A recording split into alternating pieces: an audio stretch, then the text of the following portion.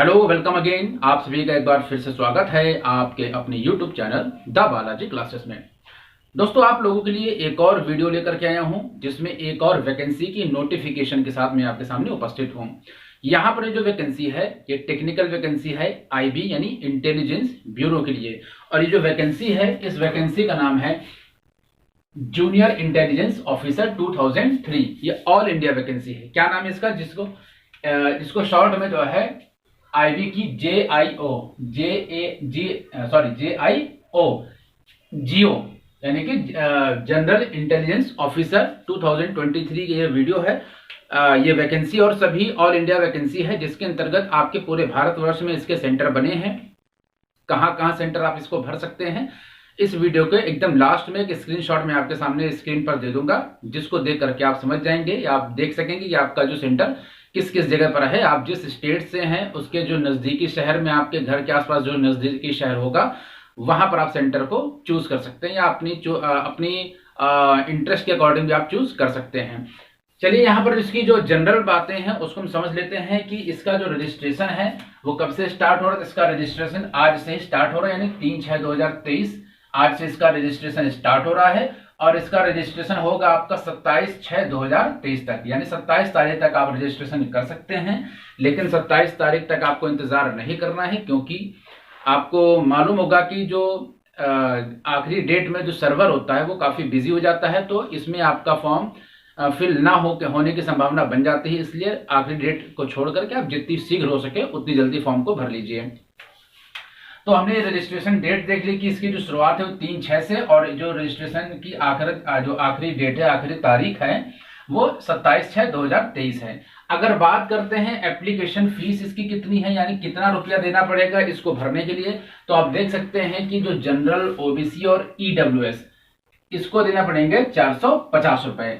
अब एक बात मुझको नहीं समझ में आ रही है, यहाँ जनरल के लिए 450 तो ठीक है, ओबीसी के लिए 450 ठीक है, यहाँ पर ईडब्ल्यूएस जिसका मतलब होता है economical weaker section, economical weaker section यानी आर्थिक रूप से जो कमजोर वर्ग है उनके लिए भी जो 450 रुपए है, तो इसको ईडब्ल्यूएस कैटेगरी में रखा ही क्यों किया गया है, ये मेरी समझ से परे है। कायदे से इनको भी जो है 450 की जगह इन्हें भी 50 रुपए देने चाहिए, लेकिन गवर्नमेंट है, चलिए कोई बात नहीं। यहां पर हम SC और ST और जो भी ऑल कैटेगरीज की जो फीमेल हैं उन्हें 50 रुपए देने पड़ेंगे एक रजिस्ट्रेशन के लिए। ठीक है, इतनी बात आपको समझ में आ गई होगी। टोटल नंबर ऑफ पोस्ट की बात करते हैं तो 797 पोस्ट यहाँ पर टोटल वैकेंसी है इस JIO यानी जूनियर इंटेलिजेंस ऑफिसर के लिए। और ये क्या, ये टेक्निकल पोस्ट है। क्या बेटा, ये टेक्निकल पोस्ट है, टेक्निकल पोस्ट है। आईबी आप जानते हैं भारत की जो ये जो खुफिया एजेंसी है, इंटेलिजेंस ब्यूरो है, इसके अंतर्गत एक टेक्निकल वैकेंसी आई है। तो बहुत अच्छी पोस्ट है, बहुत रिप्यूटेड पोस्ट हो सकती है। ये टेक्निकल पोस्ट है, मैंने आपको बताया। नंबर ऑफ टोटल पोस्ट मैंने आपको 797 बताई, जिसके अंतर्गत जो जनरल कैटेगरी के लोग हैं यानी जो अनरिजर्व्ड लोग हैं उनके लिए 325 है। ठीक है, यहां पर एज की अगर हम बात करते हैं तो कौन कौन लोग इसको भर सकते हैं, तो जनरल कैटेगरी के लिए एज है जो कि 18 साल कम से कम और मैक्सिमम आप 27 साल के होने ही चाहिए, इससे ज्यादा आपकी एज नहीं होनी चाहिए। और इसके अलावा अगर हम एज रिलैक्सेशन की बात करते हैं तो एज रिलैक्सेशन जो है वो एज पर शेड्यूल्ड है। एज पर शेड्यूल्ड का मतलब ये हो गया कि ओबीसी वालों को 3 साल, SC ST वालों को 5 साल, फिजिकल हैंडीकैप वालों को लगभग 10 साल का जो एज रिलैक्सेशन मिलता है, या जो एक्स आर्मी मैन होते हैं तो एज पर शेड्यूल जो भी शेड्यूल होता है उसके अनुसार उनको एज का रिलैक्सेशन मिलता है। ठीक है, इसके अलावा अगर हम इसकी एग्जाम पैटर्न की बात करें तो सबसे इंपॉर्टेंट है, इसको हमें समझना जरूरी है, क्योंकि हमें अगर सिलेक्शन लेना है तो इसको तो समझना ही होगा। तो सबसे इंपॉर्टेंट क्या है कि एग्जाम जो होगा आपका वो 3 चरणों में होगा, जिसको हम टियर 1, टियर 2 और टियर 3 की कैटेगरी में डिवाइड कर सकते हैं। सबसे पहले टियर 1 का एग्जाम होगा, इसलिए सबसे पहले हम टियर 1 को समझते हैं।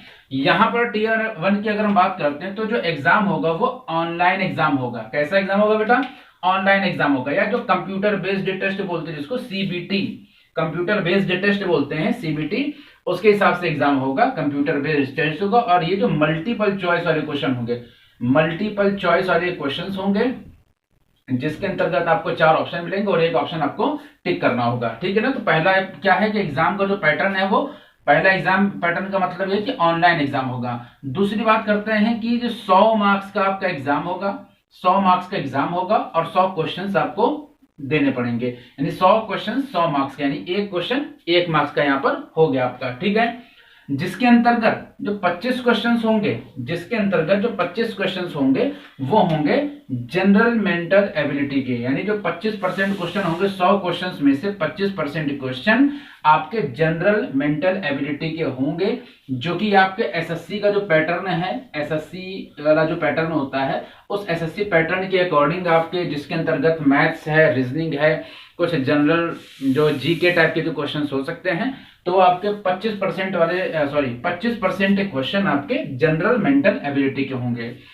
इंपॉर्टेंट है कि जो सबसे बड़ा जो वेटेज है वो है आपकी पोस्ट के अकॉर्डिंग 75% जो क्वेश्चंस होंगे वो combination of subject as essential qualification, या आपकी क्वालिफिकेशन के अकॉर्डिंग, क्योंकि जो साइंस बैकग्राउंड के लिए पोस्ट है, जो क्वालिफिकेशन है वो इसके अंतर्गत क्या है कि इसकी जो क्वालिफिकेशन है, क्वालिफिकेशन वाले पार्ट में यहाँ लिख देता हूं, इसकी जो क्वालिफिकेशन है, इसकी जो क्वालिफिकेशन है वो क्या है, आप साइंस बैकग्राउंड से आपने बीएससी वगैरह कर रखा हो या बीटेक वगैरह कर रखा हो, ठीक है ना, बीटेक वगैरह आपने कर रखा हो, ठीक है। तो जो ये हैं ये इस पोस्ट के लिए एप्लीकेबल हैं, ये इसको भर सकते हैं। और अभी मैं आपको एक स्क्रीनशॉट यहाँ पर दिखा भी दे रहा हूँ, ये स्क्रीनशॉट आपकी क्वालिफिकेशन के लिए कि आपकी क्या क्वालिफिकेशन हो सकती है, ठीक है।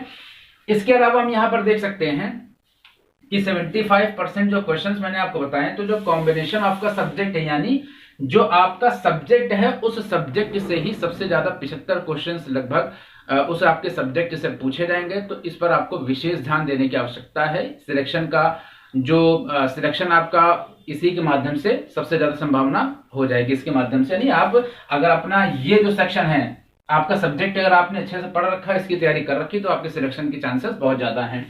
नेक्स्ट अगर हम देखते हैं तो इसमें नेगेटिव मार्किंग और 1/4 नेगेटिव मार्किंग, यानी अगर आपका एक क्वेश्चन गलत होगा तो लगभग एक क्वेश्चन का 1/4 अगर यानी 4 से भाग करते लगभग 0.25% आपका जो, यानी 0.25 मार्क्स आपके कटेंगे पर क्वेश्चन के अकॉर्डिंग। यानी अगर आपने 4 क्वेश्चन गलत कर दिए तो आपका 1 मार्क्स से गलत हो जाएगा। तो इतनी ज्यादा नेगेटिव मार्किंग मेरे हिसाब से नहीं है। खैर आगे बात करते हैं। तो यहां पर हमने देखा, तो जो यानी अगर आप क्वालिफाई करना चाहते हैं इस एग्जाम को, टीयर 1 को आप क्वालिफाई करेंगे तभी आप टीयर 2 में जाएंगे। तो टीयर जो 1 आपको क्वालिफाई करने के लिए जो जनरल कैटेगरी और ईडब्ल्यूएस कैटेगरी के जो लोग हैं उन्हें 100 में से 35% मार्क्स प्राप्त करने होंगे, ओबीसी वालों को 34% मार्क्स प्राप्त करने होंगे, एससी एसटी वालों को 33% यानी 33% मार्क्स प्राप्त करने होंगे। अगर आप इसको पास कर लेते हैं तो आप टीयर 2 में जाएंगे। और टीयर 2 जो कि मैंने आपको बताया कि टेक्निकल पोस्ट है, तो आपका स्किल जो टेस्ट है, स्किल टेस्ट होगा, ये भी आपका 2 घंटे का होगा। कितनी देर का होगा? 2 घंटे का होगा। तो टीयर 1 का आपका एग्जाम है, ये भी 2 आवर का है। टीयर 2 का जो एग्जाम है ये भी आपका 2 आवर का होगा। और टीयर 3 का जो एग्जाम है, जो कि आपका पर्सनालिटी टेस्ट है यानी इंटरव्यू है, ये होगा आपका 20 मार्क्स का। टीयर 1 आपके 100 मार्क्स के, टीयर 2 आपका 30 मार्क्स का, टीयर 3 आपका 20 मार्क्स का।